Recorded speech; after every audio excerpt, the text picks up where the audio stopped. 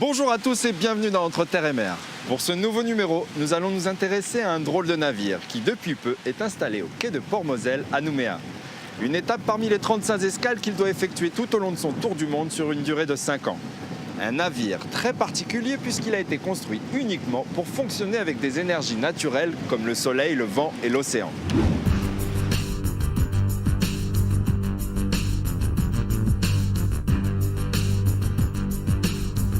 Un bateau qui fait la guerre au plastique et qui se dit ambassadeur de la transition énergétique.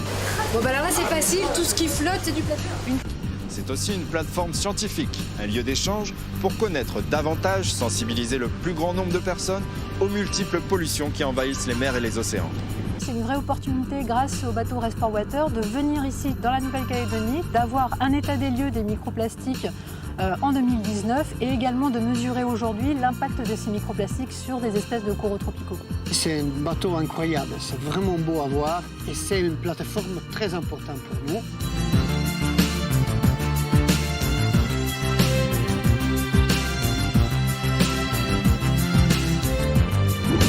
Embarquons à bord de ce bateau hors du commun pour comprendre son fonctionnement et surtout la mission dont il est investi tout au long de son voyage. Entre Terre et Mer et le Race for Water, c'est tout de suite.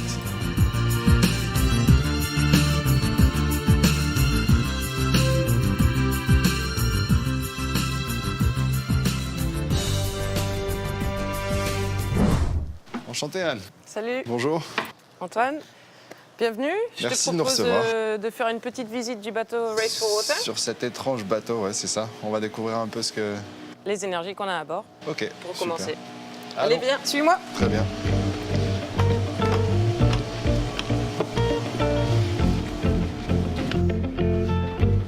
Donc là, on va sur le pont supérieur. C'est ça, là où on a toutes nos énergies.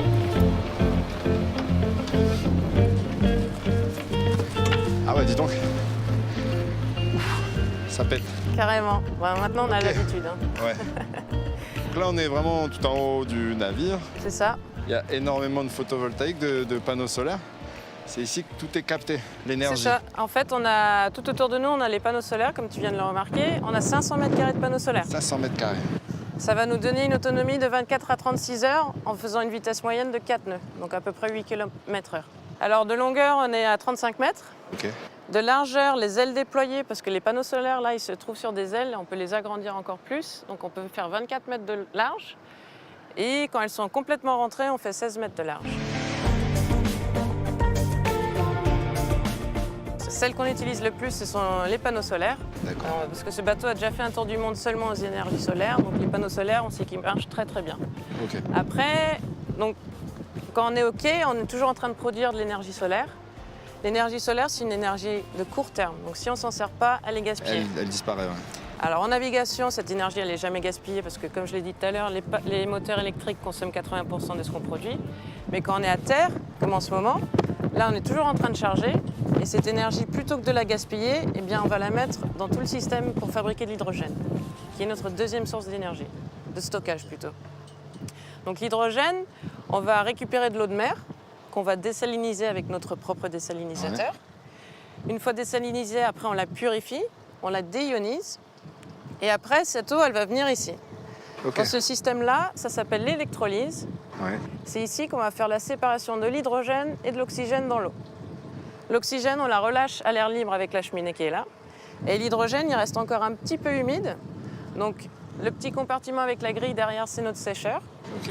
Après, on compresse. Et une fois compressé, eh bien, ce gaz, l'hydrogène, on va venir le stocker. Là, Ok. sous nos pieds, Ouais. on a 25 bonbonnes pour stocker l'hydrogène. Là, dans les bonbonnes, c'est du gaz. Et une fois qu'on va le transformer avec les piles à combustible, ça va redevenir de l'électricité, en fait. Mais alors, on parle d'hydrogène sur ces navires-là. Pourquoi on n'y a pas pensé plus tôt? Pourquoi est-ce que les bateaux, c'est quoi? Quel est le pari, en fait? La particularité du bateau, en fait, c'est qu'on peut produire de A à Z l'hydrogène et en fait le transformer en électricité. Donc, En ce moment, ce qu'on trouve beaucoup, c'est des voitures, par exemple hybrides, Oui. qui vont aller se recharger à un endroit où il y a déjà de des l'hydrogène. bornes, ouais. Ok. Alors qu'ici, on le fabrique vraiment. Donc on peut dire qu'en termes de propulsion, d'énergie, vous êtes 100% autonome, Ah oui, carrément, complètement. tout à fait. Du coup, là, Anne, on est quasiment à l'avant du bateau, C'est toujours ça. sur le pont supérieur. Et le vent, Donc comment le est-ce que vent, vous l'exploitez ici? on va se servir d'une aile de traction. C'est ça, parce que je vois pas de mât comme typiquement comme un voilier. Exactement. Donc en fait, le seul mât qu'on a à bord, c'est le mât de kite. Ok. C'est ce mât noir là qu'on a devant nous. Carbone. Donc tout à fait. Quand on a de bonnes conditions de vent important, donc c'est du vent qui vient de l'arrière du bateau vers l'avant du bateau, entre 10 et 25 nœuds, donc 20 km et jusqu'à 50 km, Ouais. on va décider d'utiliser une aile de traction. Alors au niveau de l'atterrissage et du décollage, on est en mode manuel. Du coup, en fait, il va y avoir 2 personnes de l'équipage. Une personne qui va gérer la télécommande, donc garder le kite bien stable jusqu'à ce qu'il arrive à la hauteur définie. zénith, ouais. C'est ça, au zénith. Donc c'est vraiment comme un jeu vidéo. D'accord. Et une autre personne qui va gérer la ligne de traction. Parce que du coup, en fait, l'aile de kite, elle va être reliée au bateau par une ligne de traction qui va en fait pouvoir permettre de tracter le bateau après.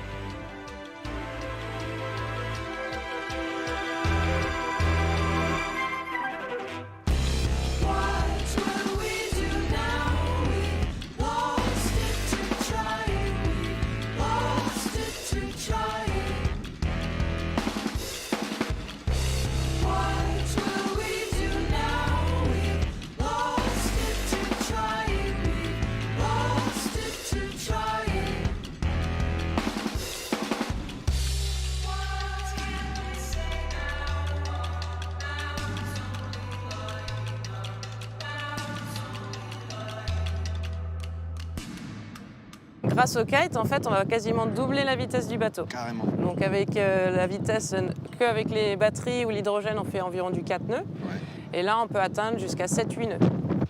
Anne, on vient de voir que l'énergie est quasiment particulièrement stockée tout en haut du bateau, mais pour gérer tout ça, où est-ce que ça se passe? Pour conduire ce navire, la timonerie, où est-ce qu'elle est? On peut aller la voir? Bah, tout à fait, ça fait partie de la suite de la visite. Donc si Donc tu veux c'est bien logique, suivre, on y voilà, arrive. c'est parti. Ok.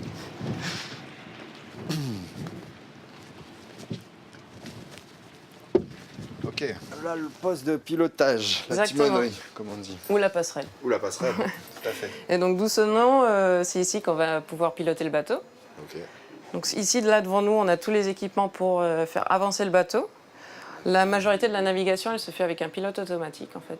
Anne, on voit votre bateau là en miniature. Oui. Tu peux nous raconter un peu la navigation? Est-ce qu'il tient bien la mer? Comment il se comporte? Alors il tient plutôt bien la mer, parce que du coup dans chaque flotteur, donc, on a 4 tonnes de batterie dans chaque, donc Ouais, ça le c'est stabilise bien beaucoup. lesté, ouais.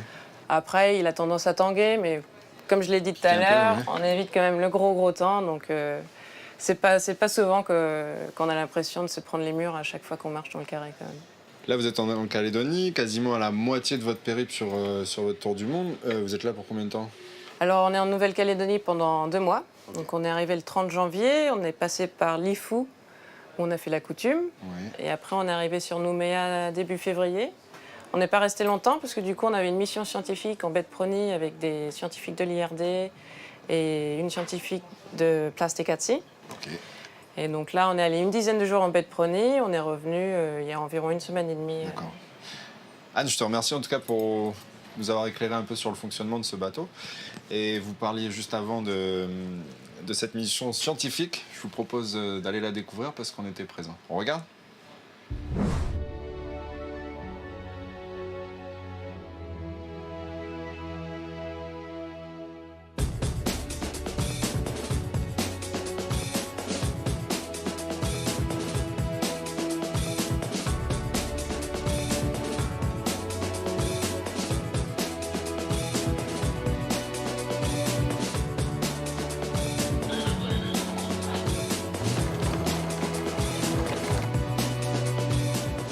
Je suis venue en Nouvelle-Calédonie aujourd'hui, c'est pour prêter main forte à l'équipe de l'IRD afin de travailler sur l'impact du microplastique sur les coraux.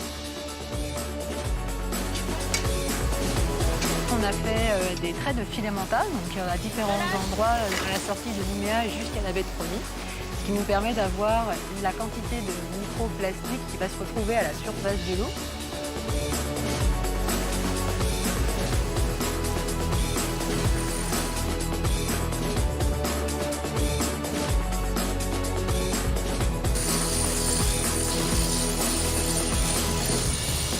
T'as vu, c'est efficace.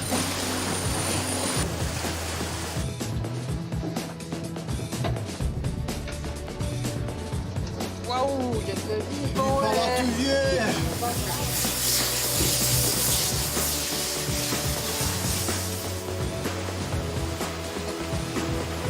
Je crois que je viens de voir du plastique.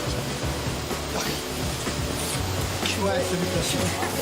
Non mais au début quand j'ai dit à Ricardo, peut-être qu'on peut regarder s'il y en a, il me dit non mais c'est bon, il n'y en aura pas.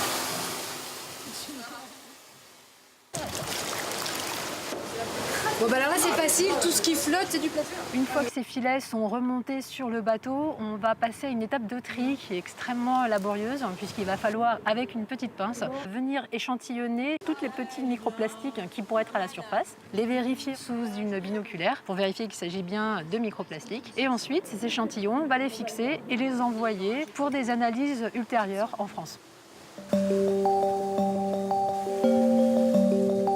Le but de l'expérience qu'on fait en ce moment avec Ricardo Rodolfo Metalpa, c'est d'étudier en fait l'ingestion de microplastiques par les coraux de Nouvelle-Calédonie. On ne sait pas en quelle quantité ils les mangent, s'ils les mangent, et on ne sait pas en fait les effets que ça peut avoir sur leur métabolisme.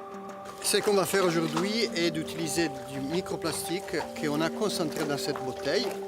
Et on va l'injecter dans les chambres benthiques où il y a des coraux et on va mesurer leur métabolisme avec la présence et non des microplastiques.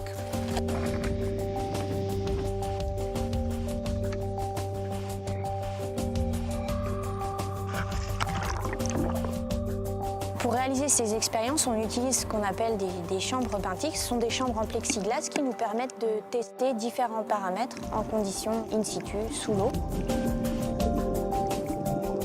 Pour réaliser ces expérimentations, on a sélectionné plusieurs espèces, ici plus particulièrement une qui est très représentée sur le lagon de Nouvelle-Calédonie. Pour utiliser ces espèces, il faut les couper très délicatement avant de les mettre dans les chambres benthiques, comme ça elles ont le temps de récupérer du stress occasionné par la coupure. La pompe a la fonction de renouveler continuellement l'eau dans la chambre benthique, mais le système est fermé. On peut mesurer différents paramètres comme le taux d'oxygène, la calcification des coraux. Et ici, ce qui nous intéresse également, c'est le taux d'ingestion de microplastiques. Pour tester donc l'effet des microplastiques, on va injecter à l'intérieur des chambres directement des microplastiques à l'aide d'une petite seringue. C'est sûr qu'il y a toujours un petit facteur chance qui va faire que nos expériences vont marcher ou non.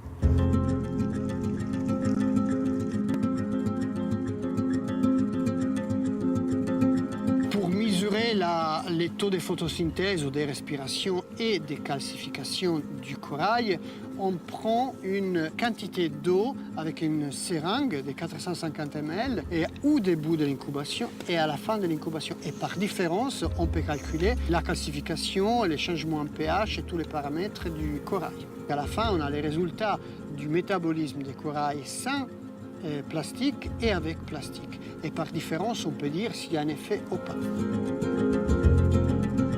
C'est un bateau incroyable, c'est vraiment beau à voir et c'est une plateforme très importante pour nous.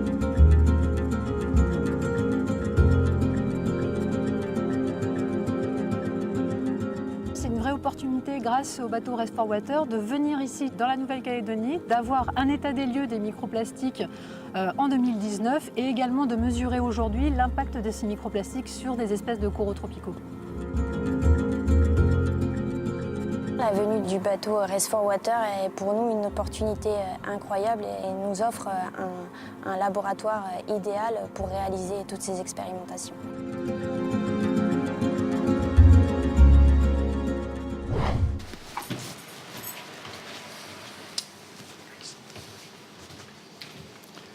Annabelle, bonjour. Enchanté. Enchanté. Vous allez bien, merci de nous recevoir. Avec plaisir. On est dans un espace particulièrement grand. J'imagine que c'est un peu votre salle à tout faire, là où vous vivez essentiellement. Ouais, c'est surtout le lieu d'accueil du public. En fait, on reçoit des scolaires, des gens du gouvernement, des acteurs du privé, des décideurs. Tout le monde vient ici. Du coup, vous êtes parti en 2017 depuis la France. Vous effectuez un périple, un tour du monde de 5 ans. Pourquoi prendre autant de temps ? L'idée, en fait, 5 ans, c'est parce qu'on veut avoir du temps. On veut vraiment comprendre localement ce qui se passe et on veut vraiment réfléchir et proposer des solutions parce que, en fait, notre Odyssée, on aime bien l'appeler l'Odyssée de l'espoir parce qu'on ne veut pas juste arriver avec des chiffres catastrophiques et faire peur à tout le monde. On veut aussi dire qu'il y a des solutions et que si on se mobilise tous, on va pouvoir ensemble améliorer les choses. Dites-moi, Annabelle, on est venu quand même comprendre un peu ce que c'était cette fondation, et surtout pourquoi et pour qui êtes-vous ici? Une fondation qui a été créée en 2010 par Marco Simoni, un entrepreneur suisse et un amoureux de la mer qui s'est rendu compte que les océans étaient pollués et qu'il fallait les protéger. Donc il a créé cette fondation en 2010 et depuis 2015, il s'y consacre à plein temps, c'est notre président. Okay. Pourquoi il faut protéger les océans du plastique? Parce que les océans, c'est 70% de la surface de la planète. On n'est pas la planète bleue pour rien. Ça nourrit 50% de la population et ça produit la moitié de l'oxygène qu'on respire grâce au phytoplancton, des petites algues qui font la photosynthèse comme des arbres. C'est ça.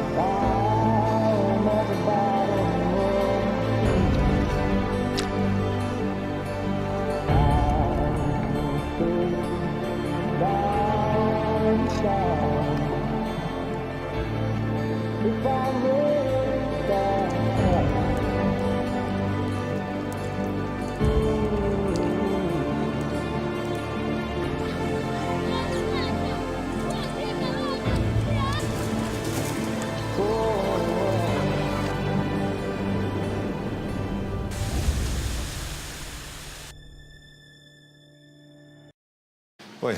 Donc du coup, la bouteille, au début on la reconnaît, elle est comme ça. Puis en fait, sous l'action du vent, du soleil, de la mer, le plastique il va commencer à se dégrader, à se fragmenter. Donc, en fait, on va arriver à ce qu'on appelle des microparticules qui seront de plus en plus petites jusqu'à ce qu'on les voit plus. Mais ça ne veut pas dire qu'elles ne sont pas là, en fait. Elles existent toujours.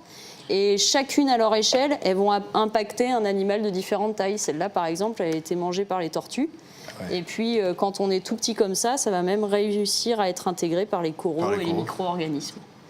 Et bien sûr, entre les deux, les poissons et donc notre assiette. Vous disiez, en 2050, si on continue comme ça, on va imaginer 1 kg de plastique pour 1 kg de poisson dans l'océan. Donc il faut faire quelque chose. Ouais, c'est pas... Non, c'est pas très rassurant. C'est pas normal, c'est pas rassurant. Ok. Non. Annabelle, jusqu'ici, vous êtes à la moitié de votre périple, de votre voyage, tour du monde. Un endroit qui vous a particulièrement marqué en termes d'amas de déchets ou... On peut quand même parler de l'île de Pâques. En fait, l'île de Pâques, c'est une île qui est très isolée. Elle est à 4000 km de n'importe quelle autre île ou côte chilienne. Ouais. Et en fait, elle se situe près d'un gyre. En fait, au total, on identifie 5 gyres. Et dans le Pacifique, il y en a 2, Pacifique Nord, Pacifique Sud. L'île de Pâques, elle est très proche d'une zone où on trouve beaucoup de plastique, des macrodéchets comme les microparticules, toutes les échelles. Et en fait, eux, ils sont très impactés. Ils ont beaucoup de déchets qui viennent s'échouer sur les côtes. Et donc, pour symboliser ça, en fait, ils nous ont offert un moai. Ouais, les statues de là-bas. Ouais. Voilà, les moai, c'est les statues emblématiques de l'île de Pâques. Et en fait, ils l'ont réalisé en microparticules qui ont été collectées sur la plage. Annabelle, si je comprends bien, l'océan est réellement en train de s'asphyxier par le plastique. Est-ce qu'il y a encore de l'espoir? Est-ce qu'on peut imaginer de nouveau retrouver une stabilité de nos écosystèmes marins, quoi? Ouais, bien sûr. Si on se mobilise tous, tout est possible. En fait, la Fondation elle travaille sur un projet de valorisation du plastique en énergie. C'est une vis sans fin qui va chauffer à 800 degrés, pas une combustion, une pyrolyse. Et ça va transformer les plastiques directement en gaz qui pourra être exploité pour faire de l'électricité. Donc comme ça, on passe d'un déchet à une ressource. Après, il faut aussi que tout le monde travaille pour réduire ces déchets plastiques, notamment le plastique à usage unique. On parle d'un plastique il a fallu énormément d'énergie pour le créer, le transporter. Il va être utilisé 10 à 20 minutes, il va mettre 1000 ans à disparaître. Complètement. Ouais, l'idée c'est de partir aussi dès le départ, de minimiser, d'arrêter de créer du plastique. C'est à chacun de se responsabiliser.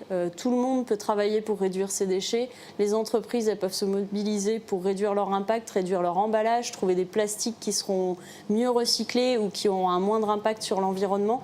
Et puis ensuite, nous on propose des solutions comme ça pour valoriser les déchets plastiques. Donc là, du coup, Annabelle, si je comprends bien le pari, et sur votre périple, sur votre tour du monde, vous avez encore pas mal d'escales à faire. C'est de continuer, surtout pas lâcher, à sensibiliser, à faire en sorte qu'il y ait une prise de conscience. Je pense que la prise de conscience, elle est en route, elle commence. Il y a de plus en plus de gens qui se saisissent du sujet. Les gens qu'on sensibilise, en général, ils ont déjà une notion. Et après, faut continuer le pas, faut vraiment continuer l'effort. Je pense en Nouvelle-Calédonie, par exemple, il y a certains déchets qui sont triés. Et pourtant, les gens, des fois, se démobilisent. Mais il faut qu'ils se rendent compte que c'est pas possible de se démobiliser, qu'il faut vraiment tous agir ensemble. Annabelle, merci pour tout. Merci de nous avoir accueillis et éclairés sur cette problématique qu'est le plastique. Merci à vous. Si plus de monde nous écoute, meilleur ce sera pour nous. C'est notre objectif. Bon vent et bonne continuation. Merci.